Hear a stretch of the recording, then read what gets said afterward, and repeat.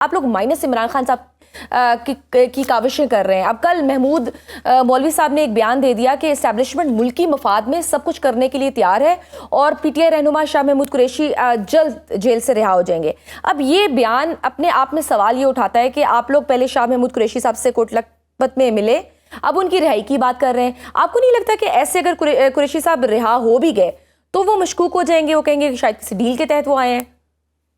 And is he on the board as well? देखिए, मैंने तो महमूद मौलवी साहब का ऐसा कोई बयान नहीं सुना। आप बहरहाल आप कह रही हैं तो होगा कोई, या हो सकता है आपकी कोई गलतफहमी हुई हो। इमरान खान को पीटीआई से कोई माइनस नहीं कर सकता। पीटीआई है ही नहीं अपनी जात में कोई चीज। ये इमरान खान है और अवाम है। पीटीआई तो कोई भी चीज नहीं है। आज आप पीटीआई निकाल दें, इमरान खान पीटीआई बना ले, वो चलना शुरू हो जाएगी। वो सीटीआई बना ले, वो चलना शुरू हो जाएगी। तो ये तो इमरान खान का और अवाम का रिश्ता है ना, ये तो माइनस तो आप कर ही नहीं सकते। सो इसको तो भूल जाए। ये वो लोग बात कर रहे हैं -1 की, जिनके दिमाग में अकल है नहीं, भूसा भरा, कुछ समझ नहीं आ रही उनको। अरे भाई, हम तो ये कह रहे हैं कि इमरान खान साहब के पास शाह महमूद कुरैशी और दीगर दोस्त रिहा सियासी होने के बसीरत वाले बाद या लोग जाएं। बेल होने के बाद, पेरोल बाहर आने के बाद ये जाके इमरान खान से बात करेंगे, क्योंकि ये वो लोग हैं जिन्होंने कुर्बानियां दी हैं, 2-2.5 साल से जेल में भुगत रहे हैं, और ये इस फ्रेम ऑफ माइंड में है कि हमें मुज़ाकरात करने चाहिए।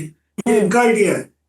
वो जाकर बात करेंगे तो इमरान खान साहब को समझ आएगी, क्योंकि वो सियासी लोग हैं। जो अभी लोग जाते हैं, वो आप जो लिस्ट देख लें जिनकी जेल में जाके मिलने की ख्वाहिश होती है, जरा वो लिस्ट पढ़ लें आप, उसमें से मुझे मार्क करके बता दीजिएगा सियासी कौन है। हाँ जी, तो वो इटसेल्फ एक बहुत बड़ा सवालिया निशान है जो लोग वहां जाते हैं। बिल्कुल सर, लेकिन प्रॉब्लम ये है ना कि वहां से भी एक ट्वीट आ जाती है, आपकी सारी काविशें सिफर हो जाती है। हालिया ट्वीट में भी उन्होंने एहतजाजी तहरीक की बात की है, मज़ाहमत की, और सोहेल आफरीदी को स्ट्रीट मूवमेंट चलाने का कहा है, जिसका साफ मतलब यही है कि इमरान खान साहब भी यही शायद चाहते हैं कि अब मज़ाहमत हो। देखिए, इमरान खान साहब इस वक्त बिटर हुआ, और जाहिर है कि कोई भी होता तो वो बिटर होता। वो जेल में है, वो एक सेल में है, और वहां से जब वो उनको 10-15 दिन 20 दिन के बाद जब उनको कोई मौका मिलता है तो इस तरह की वो बात कर देते हैं। मुझे इसकी इनकी ट्वीट की ऑथेंटिसिटी भी नहीं पता। उनकी अपनी पार्टी के लीडर चेयरमैन तक तो उनको रीट्वीट कर नहीं रहे। अब वो खौफ से नहीं कर रहा है या वो एग्री नहीं करते इस बात से, ये तो वही बेहतर बता सकेंगे। लेकिन बहरहाल अब सिचुएशन ये है कि एक बहुत मुश्किल वक्त से पीटीआई गुजर रही है, और ये जो वकला हजरात हैं, इनकी बड़ी इज्जत होगी कोर्ट में और इनके अपने प्रोफेशन में, लेकिन सियासी नाबालिग नहीं लोग। ये सलमान अकबर राजा एंड ऑल, ये सब सियासी बालिग लोग नहीं है। ये तो इलेक्शन काउंसिल का भी नहीं लड़ सकते, ये किधर से पीटीआई लीड करेंगे। और जो अब उधर जो हो रहा है केपीके में, आप देखें, सोहेल अफरीदी से बड़ी तवक्कुआ थी पीटीआई की कि जी वो आते साथ ही यूथ को चार्ज करेगा, बाहर निकल आएगा फला। बट सोहेल बड़ी अक्लमंदी और दानिशमंदी के साथ मैं समझता हूँ कि वो चल रहे हैं, और शायद इमरान खान साहब की इंस्ट्रक्शन भी उनको ये हो कि बड़ी होशियारी से सोच समझ के अक्लमंदी के साथ फैसले करने हैं। सूबा भी चलाना है, जो सूबे में दहशतगर्दी है उसको भी हैंडल करना है, और पीटीआई की तहरीक को भी जिंदा रखना है। सो अब तक तो सोहेल आफरीदी मेरा ख्याल है कि अच्छा काम कर रहे हैं, लेकिन एक प्रॉब्लम है कि जो पीटीआई का जो सोशल मीडिया का ट्रोल है ना, वो बहुत जल्द अब सोहेल आफरीदी की भी ट्रोलिंग शुरू कर देगा। उनको तो एडवेंचर चाहिए। उनको तो ऐसा लगता है कि अगर किसी एक शख्स की बेल हो गई तो वो गद्दार है, वो कोई ना कोई डील करके बेल हुई होगी, वरना बेल कैसे हुई?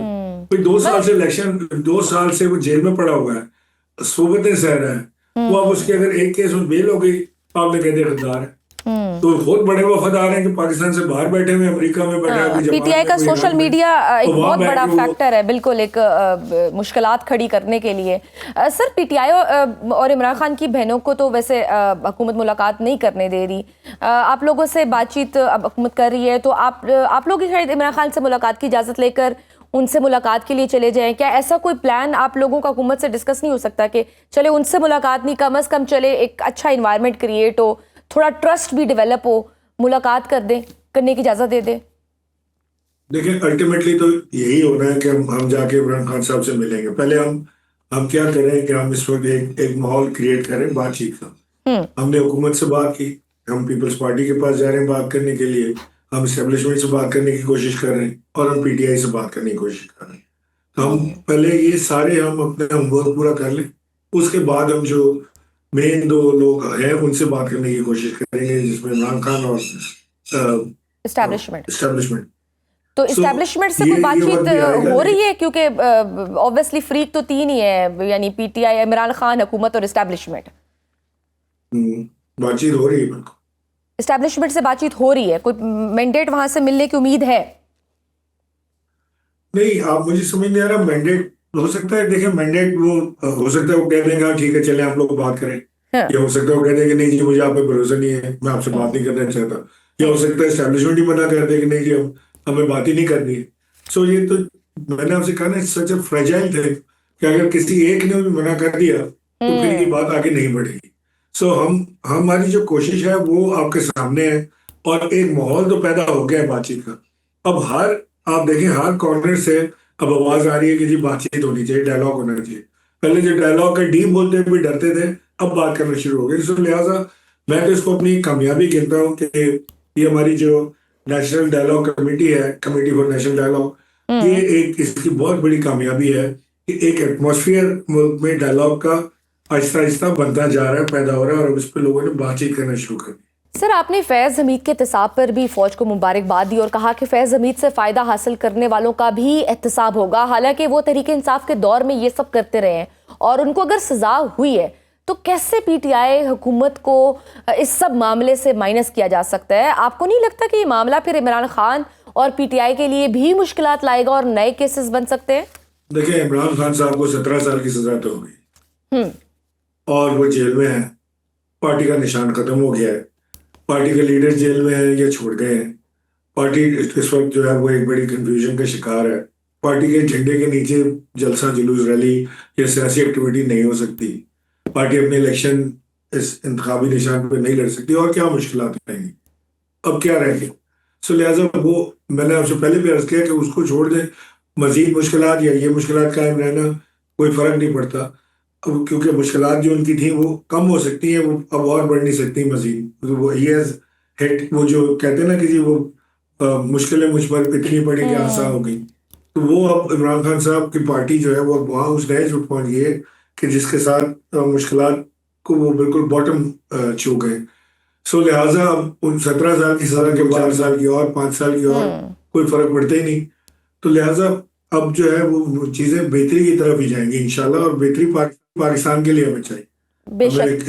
एक तो सर प्रॉस्परस, एक अच्छा जस्ट लास्ट खेलता क्वेश्चन। कूदता खूबसूरत बिल्कुल सर, मैं लास्ट देखिए हर क्वेश्चन, जगह किन कोई टर्म्स नाम पे लिखी हो मुज़ाकरात हो सकते हैं, और किन मैं पॉइंट्स पे? क्या एजेंडा, किन पॉइंट्स पे, अगर आप कहें 1 2 3 points, these are the points जिन पे मुज़ाकरात हो सकते हैं?